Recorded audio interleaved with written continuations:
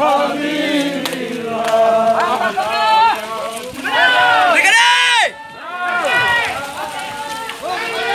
calon untuk dapat kami cek suhu tubuhnya.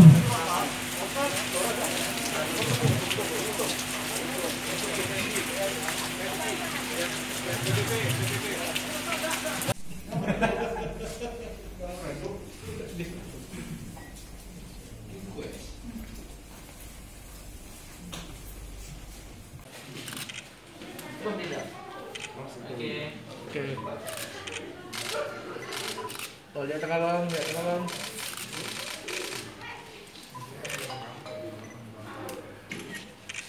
Oke.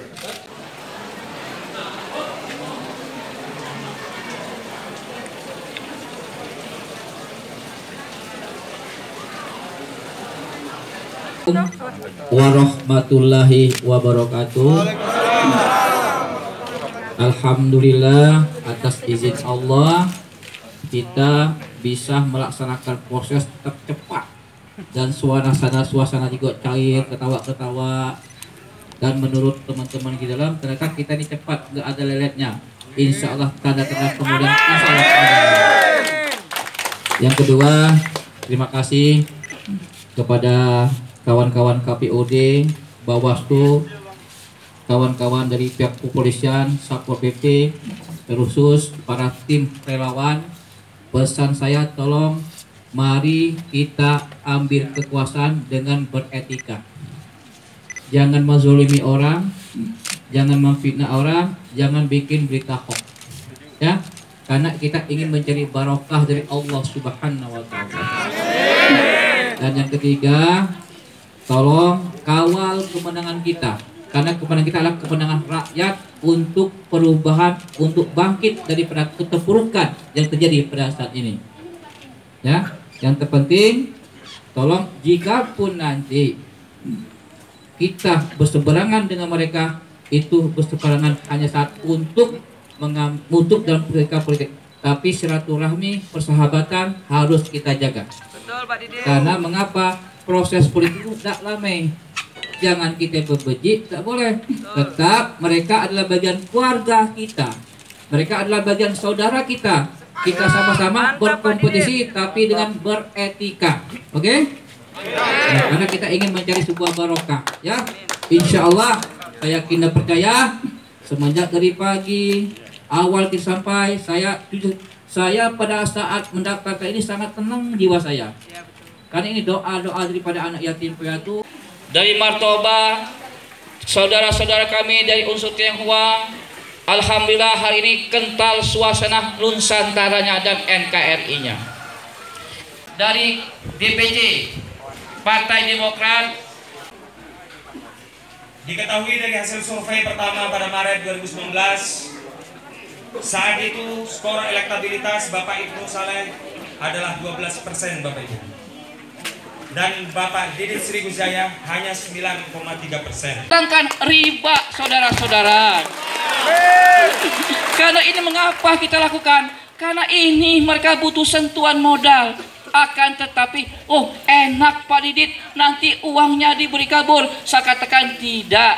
Insya Allah, misalnya Anda kata nanti di Kampung Dul berdasarkan hasil penelitian, berdasarkan hasil administrasi, maka yang berhak untuk mendapatkan pinjaman modal tanpa bunga, tanpa jaminan, misalnya 50 orang, nanti kita akan memberinya di kantor kepala desa, disaksikan aparat desa, disaksikan tokoh ulama, disaksikan tokoh pemuda, supaya mereka tahu, misalnya yang pinjam Pak Maun pinjam 3 juta, kita tanya Pak Maun pinjam 3 juta, modal untuk apa? Untuk jualan sate. Ngembalinya kapan? Minta 6 bulan. Oke, 6 bulan kemudian jika Pak Maun tidak mengembalikan, akan kita umumkan supaya dia punya tanggung jawab. Karena ini hutang. Karena mengapa?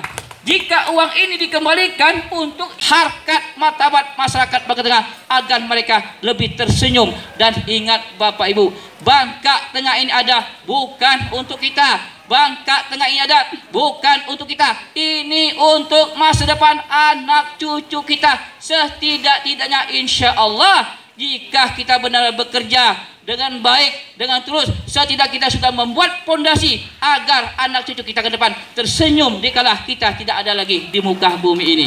Ini yang perlu kita pikirkan. Maka saya mohon maaf, saya dengan Bang Haji ini sudah luar biasa, difitnahnya luar biasa.